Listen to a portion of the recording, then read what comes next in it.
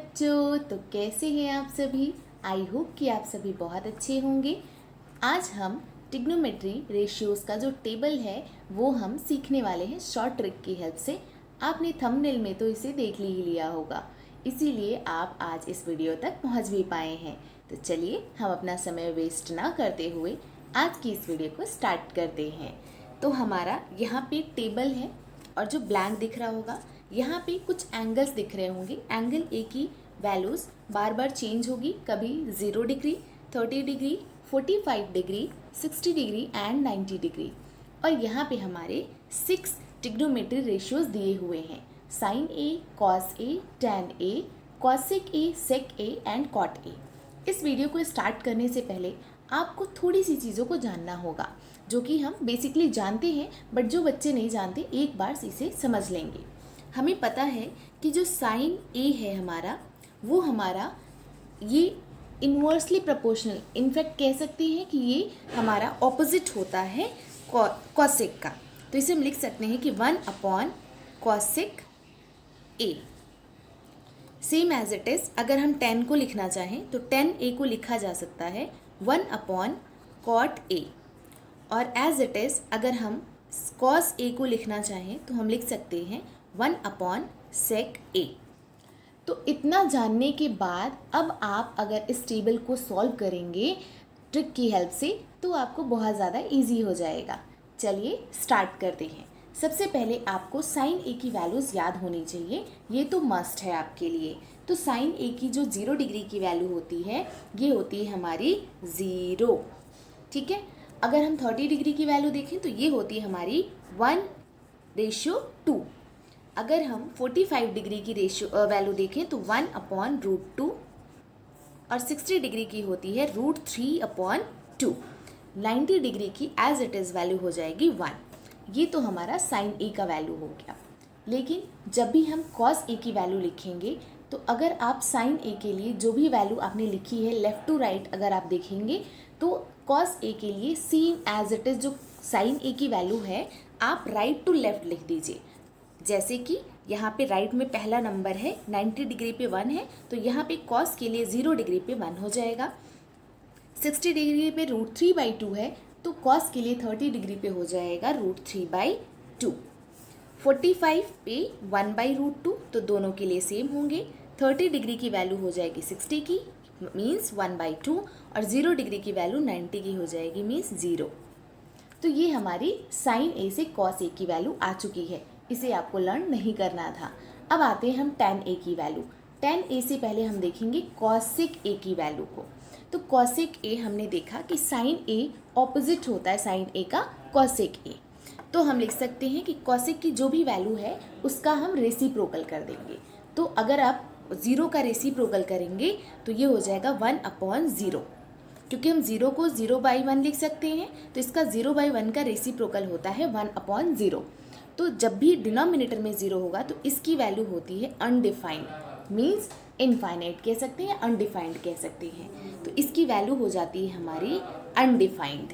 यहाँ पे हमारी आगे वैल्यू, अगर हम अब 30 डिग्री की वैल्यू देखें तो 1/2 का रेसिप्रोकल लेंगे तो 2/1 मीन्स वैल्यू हो जाएगी 2।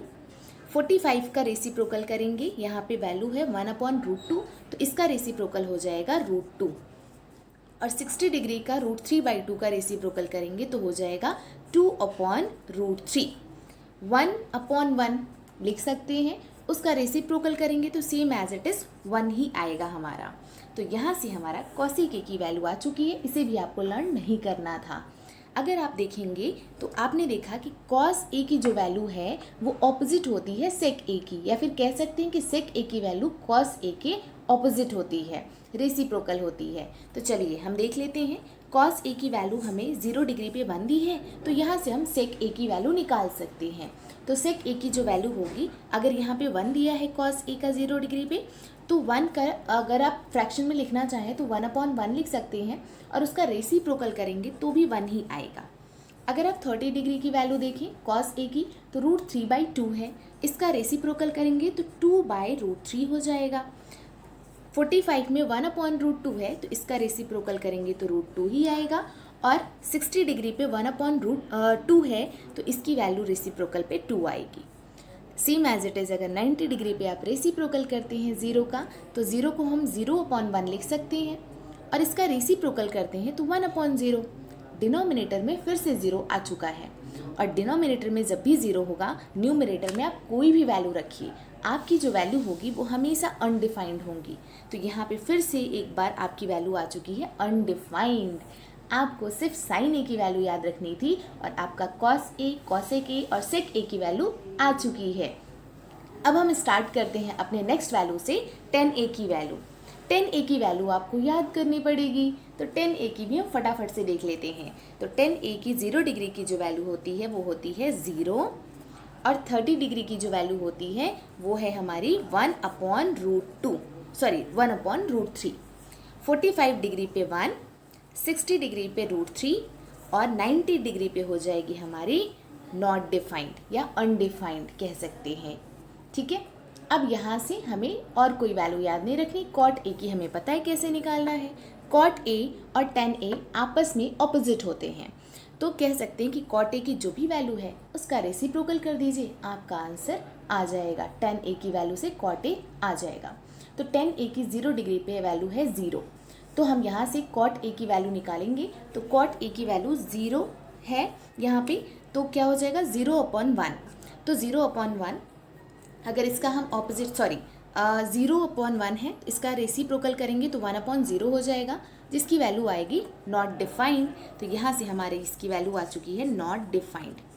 नेक्स्ट अगर हम देखें तो ये जो वैल्यू है 10a की 30 डिग्री पे 1/√3 है, तो इसका रेसिप्रोकल करेंगे तो आ जाएगा √3, और 1 का रेसिप्रोकल तो 1 ही होगा। 1√3/1, √3 को हम लिख सकते हैं √3/1, और इसका रेसिप्रोकल करेंगे तो 1/√3 हो जाएगा। तो 1/√3 हम यहाँ पे लिख देंगे 60 डिग्री पे, और यहाँ पे है नॉट डिफाइंड। 1/0 का नॉट डिफाइंड था, तो 1/नॉट डिफाइंड की वैल्यू 0 होगी। कभी भी डिनोमिनेटर में नॉट डिफाइंड है तो उसकी वैल्यू 0 आती है, तो यहाँ से इसकी वैल्यू हो जाती है कॉट 90 डिग्री की 0।